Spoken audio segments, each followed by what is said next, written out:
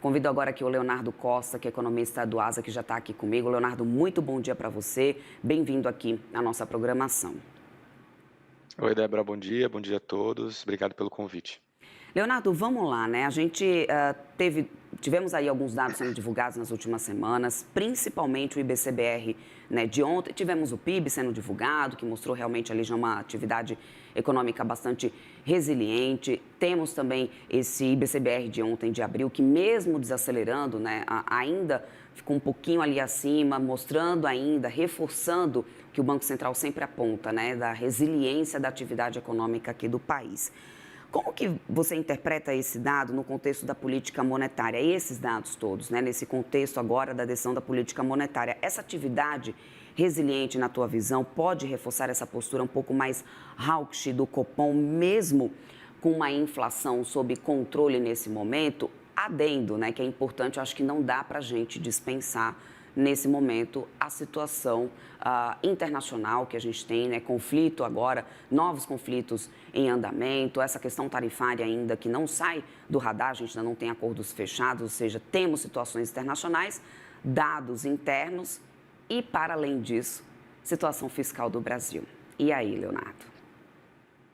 Acho que você deu o pano de fundo aí de uma maneira bastante clara, né? O grau da incerteza, tanto doméstica quanto internacional, ele continua bastante amplo, né? Quando a gente pensa na atividade doméstica, a gente viu uma desaceleração mais forte do PIB no final do ano passado, né? Até já podendo talvez celebrar, né, o Banco Central indicando sinais de desaceleração, e aí você vem para um primeiro trimestre de 2025 com um ritmo de atividade muito forte.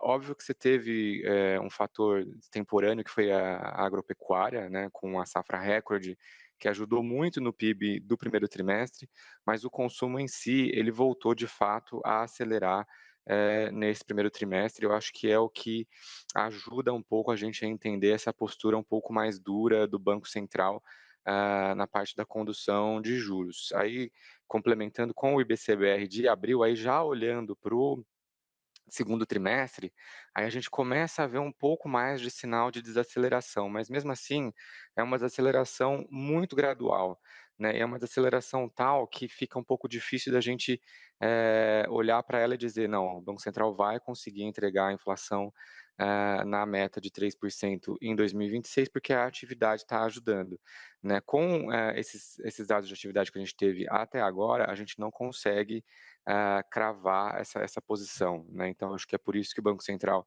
tem adotado uma postura, mais hawkish, né, e é por isso que a gente aposta em mais uma alta de 25 basis points na reunião de quarta-feira. E vocês então vão junto com o Santander, né, nessa história toda, nesse aumento aí de mais Vamos. 25. Há espaço para outras novas altas, na tua opinião? Ou seja, com essa possibilidade, né, em aberto que a gente tem, mercado bastante dividido, alguns indo, né, pela manutenção, outros pela alta, como vocês mesmos aí no ASA já estão esperando mais uma alta nesse ciclo de alta de juros. Diante desse cenário que a gente tem, desse grau de risco ainda bastante, de incerteza ainda bastante elevado, Leonardo, você vê espaço ainda para novas altas ou isso fecharia, ou realmente chegaríamos no teto, né, da taxa básica de juros para vocês aqui, mesmo diante de tantas incertezas que a gente tem nesse momento? Você acha que a gente ainda deve ver um cenário em aberto para as próximas decisões ou ainda há espaço para a revisão dessa alta mais para frente? Eu acho que a resposta para essa pergunta passa pelos cenários de risco que você apontou no começo da nossa conversa, né, especialmente a parte internacional, bem como a parte fiscal. E aí na parte internacional, acho que o mais importante é ver como que se desenrola tanto a guerra comercial quanto os conflitos que estão ficando mais quentes lá no Oriente Médio, né. E de questão tarifária, por exemplo, a gente viu um certo esfriamento, né. Então o Trump começou o mandato com uma postura muito mais agressiva, né, em relação aos demais países, tarifou todos os países, né, com uma tarifa bastante elevada, foi de conflito direto com a China, com a União Europeia, e isso foi arrefecendo e a gente não viu impactos dessa volatilidade com tanta força aparecendo ou na atividade dos Estados Unidos ou mesmo na inflação dos Estados Unidos, que poderiam acabar atrapalhando um ciclo de juros aqui no Brasil, né. Então, nas últimas semanas, a gente acabou colhendo notícias um pouco mais favoráveis, dessa guerra comercial com um potencial esfriamento. Por outro lado, agora você começou a ter, né, na semana passada, o acirramento dos conflitos no Oriente Médio. Se isso Uhum. afetar o petróleo e aumentar o risco de recessão global, aí a gente pode ter algum cenário diferente para juros aqui no Brasil. Mas, por enquanto, o cenário base é de uma manutenção depois dele chegar nesse 15%, e aí ele vai parar para ver o que ele vai conseguir Uhum. colher desse patamar tão elevado de juros.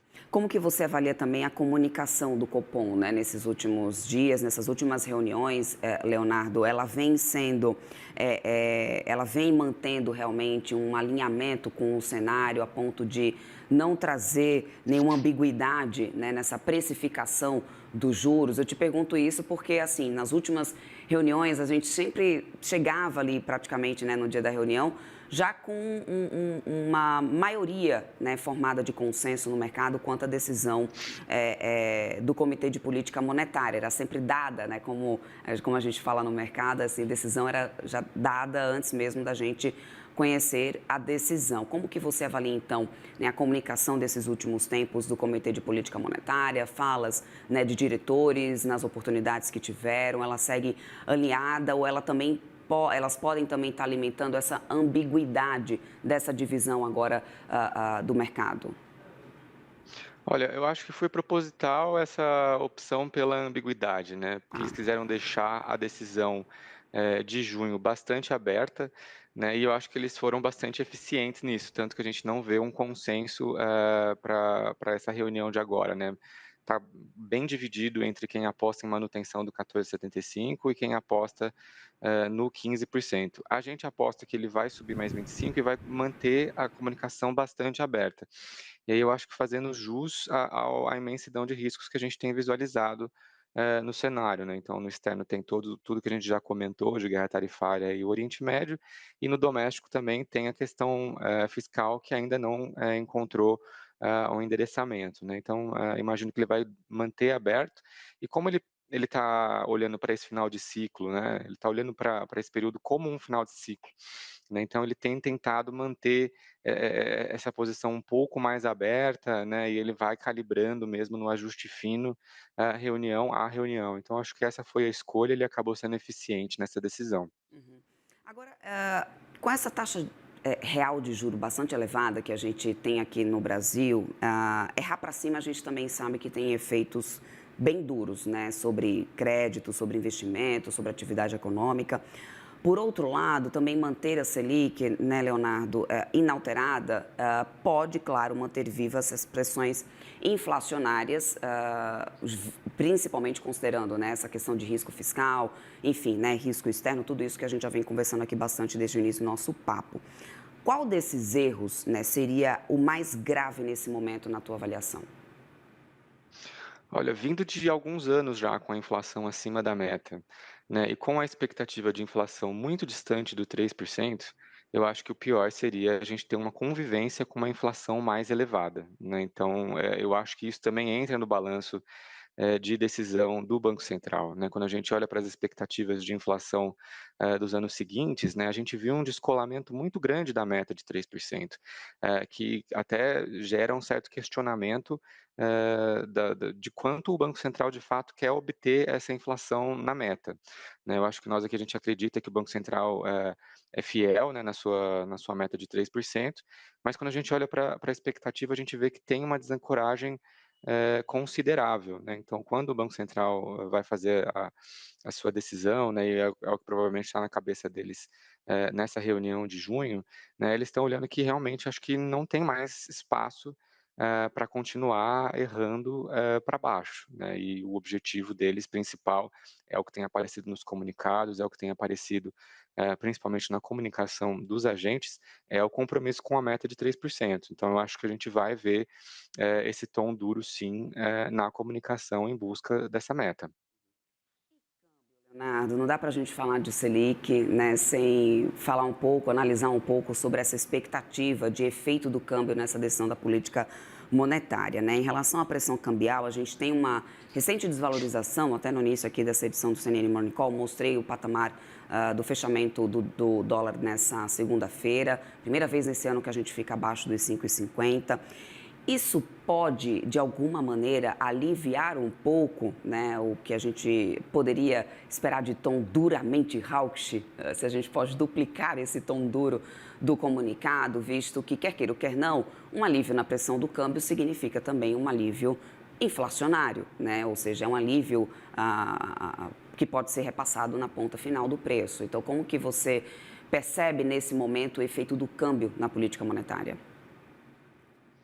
Olha, acho que a gente já consegue, perceber até nos dados de inflação mais recentes, né, porque a gente viu uma aceleração grande do câmbio, né, uma desvalorização grande do câmbio no final do ano passado, com o câmbio ultrapassando os R$ 6, né, e isso acabou influenciando a inflação no começo desse ano, especialmente na parte de bens industrializados, que acaba sofrendo um repasse maior desse câmbio mais desvalorizado, e de lá para cá a gente viu essa valorização, né, e aí no IPCA de maio a gente já consegue olhar ali algum sinal de desaceleração, nesses preços, né. Por outro lado, você vê que, essa alta de preço que você teve nesses primeiros meses do ano está aí e está compondo, essa inflação, mais elevada, né, mas de fato passa a ser talvez um fator que comece a ajudar, né, tanto que no Focus, na expectativa do IPCA de 2025, a gente tem visto uma redução nas projeções, né, já tinha chegado perto de 5,5 e agora está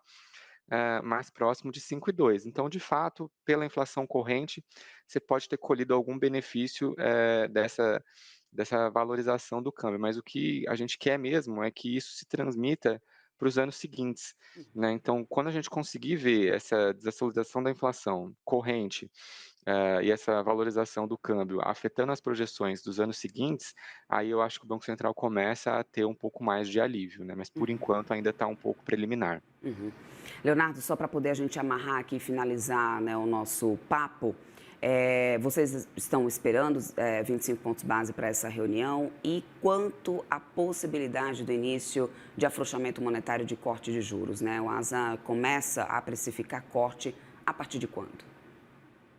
A gente imagina que ele começa a cortar já no final desse ano, né, a gente imagina que a reunião de dezembro ele já, promova o primeiro corte de 25 pontos base, e aí o que a gente olha, né, para esse horizonte para fazer essa projeção é imaginando um alívio externo, né, que aí o Banco Central dos Estados Unidos também, vai promover um corte de juros e aí, com esse alívio global e com a inflação um pouco mais fraca aqui no Brasil, a gente começa esse ciclo de cortes doméstico. Perfeito. Leonardo, quero muito agradecer a tua participação aqui conosco. Conversei com o Leonardo Costa, economista do ASA, sempre bem-vindo aqui na nossa programação, meu querido. Até uma próxima. Obrigado, bom dia, até uma próxima. Até mais.